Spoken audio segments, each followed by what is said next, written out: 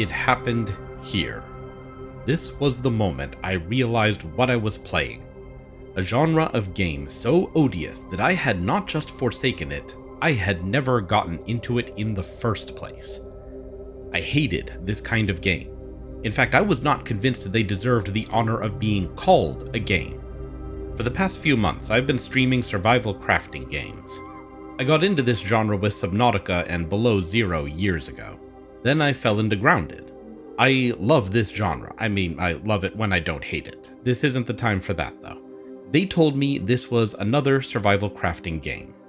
But I was tricked, duped, misled about what I was playing. This game lied to me, and I didn't notice until it was too late and had become committed.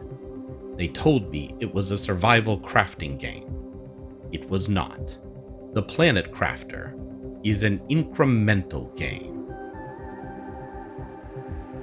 Spoiler warning for Cookie Clicker, Planet Crafter, Astro Prospector, Last Cat in the Universe, and Crush Crush. Hey, we've all made mistakes.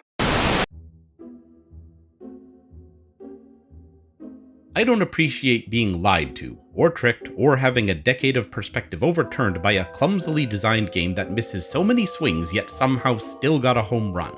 Look at this. Look at this resource collection. Look at the base building. Look at the farm plots. This game is selling me Subnautica in space, but that's not what's under the hood.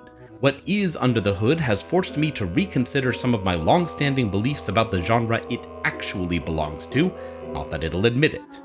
But damn it, I can't start at the end. You need background. You need definitions. You don't have the tools yet to know what the hell I'm talking about, so sit down, we have class. Now there's a bit of muddy water to clear. Clicker, idle game, clicker, idle, incremental, these are all terms generally used to describe this genre. Step 1 is to break all that down. While incrementals often get lumped in as clicker games, that clicking is just a mechanic, and it's not as core to the genre as you might think. I've played more idle games in the past month than I ever expected to in my life.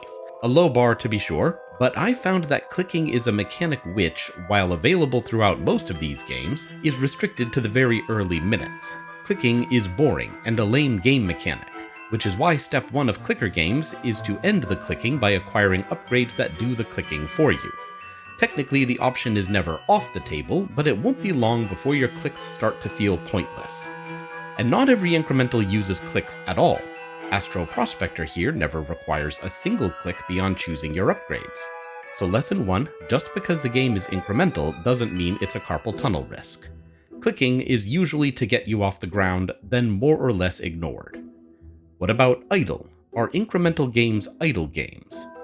What turns me off to idle games in general is the sense that if you don't have a player, you don't have a game. The philosophy of idle games is the exact opposite of modern game development. Instead of being present for the game at all times, you just kind of check in with it every now and then. Incremental games often have this philosophy, but idle gameplay is not intrinsic to incremental gameplay, nor is the reverse true. As evidence, let me present Astro Prospector again. In this game, you are either selecting upgrades from the tech tree or you are actively dodging and destroying enemies to harvest more coffee to pay for the next round of upgrades. You gain nothing by sitting back and waiting for value to accrue. In my research into incremental games for this video, I observed a paradigm pervasive throughout the genre. I refer to it as the earn-upgrade cycle. It's as it says on the tin. Starting the game, the player will work to earn a set value. This can be cookies, money, rocks. The name and even the function are not relevant, which is why I refer to it as value instead. The important thing is that you must earn value to acquire upgrades to increase that value further.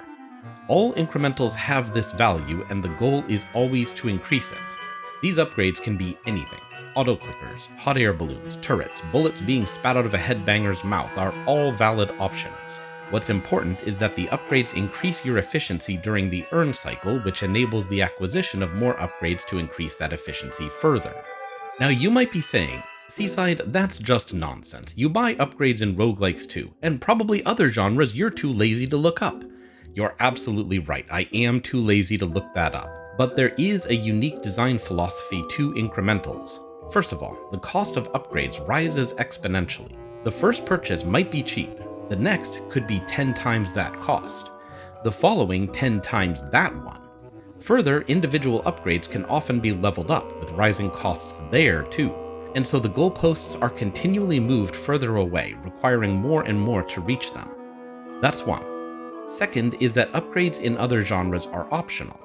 Hades, for example, is completable from start to finish on the first try without any purchasable upgrades, though not by me. No! Upgrades fill the gaps in player skill. In Incrementals, the upgrades are the core mechanic. To yank Astro Prospector back for a third time, you literally cannot beat this game without upgrading. The playtime of each run is not long enough to beat the first boss unless you upgrade it. And so incremental games follow the cycle. Earn value, upgrade to increase value earned, earn value again. It is the simplest distillation of a video game. Make the number go up. The speed at which those numbers go up is your value per second, and the most tangible joy of incremental games is watching that number rise. Until recently, this was not enough to compel me to play incrementals. I demand more from my games. I demand narrative, I demand variety, I demand depth. The design of incrementals was simply too shallow and promised too little to attract my attention. Which does beg the question, are incremental games simply bad game design? Still here? Perfect. It's time for history class.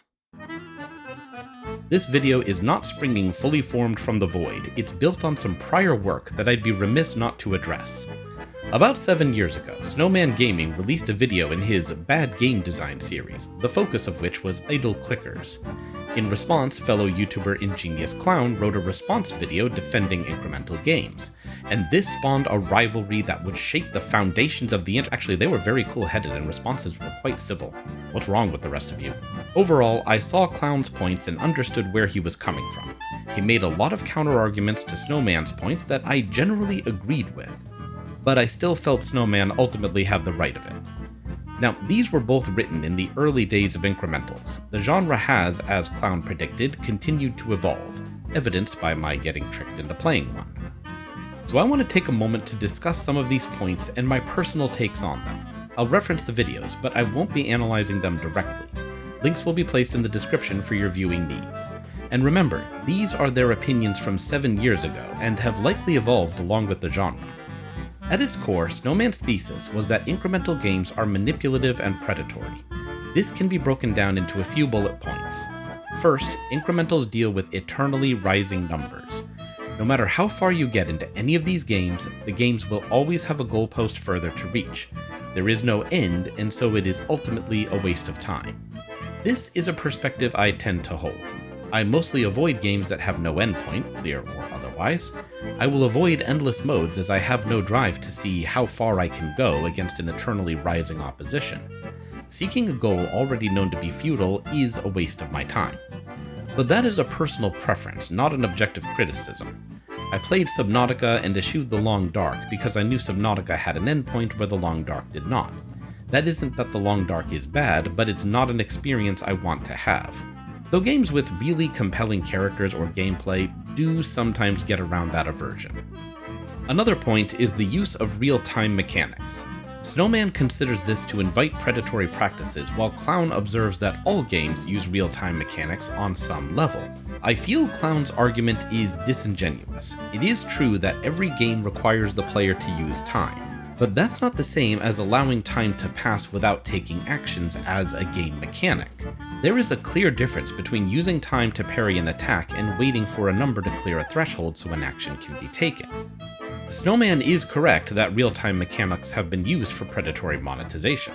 Charge mechanics in mobile games are the most immediate offenders, as are games that try to sell you time boosts to reduce the waiting period. However, an invitation is just that. It's not an obligation to use predatory mechanics. The doors are open in every type of game, but it's the developer's choice to walk through them. Further, games that use real-time mechanics in a non-predatory manner have existed before microtransactions. Or did we forget about our Tamagotchi from 1996? We did? Oh. Possibly the most important point raised is the question of manipulative practices. Are these games Skinner boxes? I feel this term is thrown around too readily. Some of the early ones like Cookie Clicker and Adventure Capitalist might qualify since they really only have one action. select from a set of mechanically indistinguishable upgrades, and 1 reward, an increase in the value per second. But 3 things diminish this comparison. First, the most effective reinforcement occurs when the rewards are intermittent, and the reward schedule for idle clickers is very predictable. The player can safely walk away and do nothing until that time arrives without fear of missing their chance at said reward. Second, the reward in these early cases is just to be able to hit a new button later on. Not saying this isn't compelling, but it's not something I've ever particularly understood the appeal of. Third is Clown's point about the continued evolution of incremental games.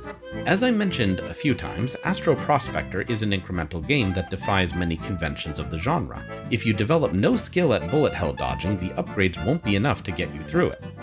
Similarly, The Last Cat in the Universe, which is exactly as sad as it sounds, you've been warned, uses incremental mechanics to control the pace of the story. These are entirely predictable as reaching milestones unlocks the next cutscene. Also, this game will pull the rug out from under you. You've been warned. Now, the Norp Apologue is an interesting piece. On paper, this should be the most mechanically deep one. It has count them, two main clicking objectives, both of which are rapidly automated. Click to break shards off the rock, and click to collect the shards in the bin. This presents 2 interlinked values per second which need to be balanced by the player. The developer leverages this to surprising effect. Norp has some of the deepest upgrade-based gameplay of any incremental I tried. There are impressive synergies to find in your quest to defeat the rock. It even warps the tried-and-true prestige mechanic to be far more frequent and rewarding, while adding the all-new compression events to further empower the player. That said, Norp was also the one I bounced off the fastest, as I felt the game pushed restarts too frequently to really enjoy the game. Aside from some of our more egregious cases from the earlier days, looking at you, Ayeka, none of the examples I played through for this video tried to monetize my gameplay. At the end of it all, I'm seeing a game genre that is compelling, maybe a bit addicting, but not one that genuinely feels manipulative. Especially with how many of them, instead of running on forever, have clear endpoints where the game expects you to put it down. And that should bring us nicely to the focal game of this video, the one that tricked me into playing an incremental game. Though the developers may have tricked themselves as well, it's not even listed in the Steam tags. But let me explain it, and you'll see why this rapidly transformed into my favorite incremental game of all time, well before I had any plans for this video. Ladies and gentlemen, it's time for the Planet Crafter. Emergency. Correct your trajectory. Imminent impact. Imminent impact. Pretty sure no one would survive crash landing at that speed. Oh well. Welcome to Prime. I renamed it Arizona after that time I drove through Arizona. It's missing the golf course, but we're here to fix that. We have been sent to this planet with the goal of terraforming it into an Earth-like world. Not so much out of the goodness of our heart, but because we're a convict and this is our sentence. We don't know what we did, and as far as I can tell, it doesn't matter, so let's get started. Players of Subnautica will feel at home, and might be side-eyeing these resources a bit. There clearly isn't any artistry for them, they don't form in clusters or around certain landmarks, they're just kind of scattered around the ground haphazardly. At least they're easy to find. Like so many survival crafting games, we have a set of meters to keep topped up. Thirst, oxygen, and hunger, which doubles as a health bar. Each requires a specific resource, none of which are naturally found on this planet, and they decay at different rates. Overall though, keeping these meters healthy is not a difficult task. While staying alive is one of our goals, it's not why we were sent here. So, how do we go about terraforming this place? Well, we have 3 categories to fill up: heat, pressure, and oxygen. Without these, life cannot bloom. So let's harvest some minerals and build ourselves the cheapest, most basic generator we can. Did you see it? Up there, right corner. That number was 0 a few seconds ago. Now it's rising. It's slow, but it's rising. That, my friends, is your Terraformation Index, or TI. It's a measurement of your progress towards a fully terraformed planet. And, dun-da-da-da, that is Planet Crafter's value per second. Everything in this game is done in service of that number going up. Add a heater and a vegetube for oxygen, and we are done. Congratulations, this planet will be ready for habitation in probably hundreds of thousands of real-world hours. How much food do we have? So if we're going to actually live to see our terraformed planet, we need to A, improve our living situation, and B, make that number go up faster. I didn't come to this rock to stare at red dust for the rest of my life. If this is going to be my retirement home, it better look the part. I'm talking tropical foliage, a swimming area, pets, and a goddamned bed. Seriously, why are survival crafting games so stingy about the bed? On the surface, this feels very survival, but veterans of the genre are going to feel like something's a hair off. Everything you expect to find is here: resource nodes, automation, tiered equipment. But it's all imitative, like a cargo cult building what it's seen before but not understanding why those things worked. For example, heaters are meant to add heat to the world, but until you reach tier 3 they have to be placed indoors. This doesn't make any sense. We don't need insulation between our heaters and the atmosphere. And no, there is no mechanic for the player character's heat. The same is true of vegetubes, which add oxygen to the atmosphere. Then let's discuss power. Not every survival game requires power, but many require fuel. They keep track of this too. Maintaining fuel supplies is a requirement for your personal economy. Even the top tier power sources of Subnautica are dependent on the player sourcing fuel. Further, those sources need to be in proximity to what they're powering, or what's the point? Planet Crafter handles this differently, by which I mean it doesn't handle it at all. Whenever you build a new power source, no matter where you built it, it adds to your total power supply. Whenever you add a new machine to the world, the game checks to see if you have enough power. If you don't, it shuts the entire operation down until you add more. The use is also bizarre. You'd think the base shutting down would be a critical concern since it's providing your oxygen. Not so. Despite power being out and the door being frequently flung wide open, bases remain oxygen-rich environments. Are we keying in? Survival here is actually easy and kind of nonsensical. For a long time, I didn't even bother building oxygen canisters. I just kept the materials for a one-room base, don't forget the door, on hand and built one outside whatever wreck or cave I was about to explore. Isolated, connected to nothing, they remained completely functional shelters. And if survival is this easy, are we really going to call it a survival game? I probably sound like I'm being mean, but, and this is coming from a place of love, this game feels so clumsily developed sometimes. Like how everything is casting a shadow from the same direction, but there's no sun. Or how if you build a butterfly dome underwater, they flutter around oblivious to their lack of atmosphere. Or how if you pan the camera upwards while driving, it just clips through the ground. There is a lot of just silly, kludgy, slap a band-aid on it problem solving in Planet Crafter. But I don't care, because like so many smaller games, the core gameplay loop is rock solid. Once you accept that Planet Crafter is not Subnautica in space but instead Cookie Clicker on Mars, you'll settle in. As is traditional, in Planet Crafter you will be acquiring buildings to add to your value. But against tradition, these don't increase in price as you acquire them. A drill will always cost 1 iron, no matter how many you build. This is because the value you're building is not also the currency used to upgrade.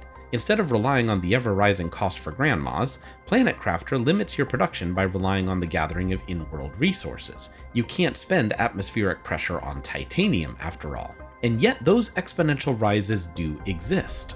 To fully terraform the planet, you'll need to reach about 4 trillion Ti. Even with 100 drills running at once, that's going to take real-world years. But while a Tier 1 drill only puts out 0.2 nanopascals of pressure, a Tier 2 drill puts out 1.5. That is a 750% increase. Even better, while you could leave the old drill in place chugging out its tiny puffs of pressure, you could instead upcycle its iron to build your new drill. The increase absolutely makes it worth it and slightly reduces the drain on your power. Of course, as the machines increase in productivity, the needed resources increase in rarity. The 5 basic minerals are readily found around your starting area, but materials like aluminum, iridium, and uranium all have to be traveled for. None of the nodes respawn, by the way, so securing new sources becomes vital. And you're going to do it, because while the machines are growing more powerful, the target numbers are getting larger. Planet Crafter's means of visualizing your progress is remarkably simple. They just use the metric system. When you put down your first vegetube, you're measuring oxygen in parts per quadrillion. This number rises noticeably with those machines. But once you exceed 999, the measurement flips to the next tier, parts per trillion. Suddenly that number is a slow mover. If you long for the days of fast value per second, then you need to build more machines. upgrade to reach exponential targets. If I do have one criticism towards this, it's the tech tree. Each value, including the core TI, has milestones to reach. Each time you do, you unlock something new. But it's a linear system disguised as a non-linear system. You're going to be raising these numbers across the board, so it might escape your notice that you didn't have another option. Machines to improve each value are locked in each other's columns, so to increase heat, you need to increase oxygen. You can't just choose to do one first unless you have more free time than God. Now let me take a moment and pull all this together. The total effect of all these choices, I mean the good ones, is to present a truly unique and effective take on the incremental game. Remember the earn upgrade cycle, how some games strictly regiment it and others have spiky fits and starts? Planet Crafter navigates its own path. Namely, there is never a time when you can't be doing something to increase your value per second. You do admittedly have to wait for milestones to be hit before new upgrades are available, but nothing stops you from using that time to increase your production. You're never waiting to earn enough cookies for another cookie bank. Even if you don't have enough TI for the Tier 4 drill, you can continue producing Tier 3 drills, all of which will add their value for as long as you can find enough uranium to power them. And if somehow you don't have what you need to build those Tier 3 drills, you can explore the map for new resources to make it happen. You know how with idle games you let them run in the background while you do other stuff? In Planet Crafter, the TI is your idle game, and the other stuff you do is build more TI. That is just fantastic and so very well done. There's also meta decisions to be made, things like portals to speed up movement or drones to automate resource collection, things which don't directly impact the value per second but which enable faster production of upgrades and additional buildings. And behind it all, Planet Crafter does a great job enamoring you of the world you're building. In addition to the tech milestones, there are larger terraformation milestones. Things like rain, plant life, the melting of glaciers. These would feel gimmicky if they just happened at once, but the changes roll out gradually. I first noticed this in my second hour, when I realized the formerly red sky had turned a dark shade of violet, the first step towards blue. Seeing the results of your effort can cause you to pause and take it in. Just appreciate the work you've done. Maybe take some time and build farms for better food, or build yourself some furniture, or add windows for natural lighting. Planet Crafter, for all its technical faults, does an absolutely wonderful job solving damn near every problem with incremental games I could think up. Idle play? Solved. Endless numbers? Solved. A goddamned point? Solved. I'm not being hyperbolic when I say this really should be the bar against which future incremental games are judged. They did it. They made it work. And if they can do it here, someone else can do it different, better, and maybe with a dating sim aspect. Thanks for playing, everyone.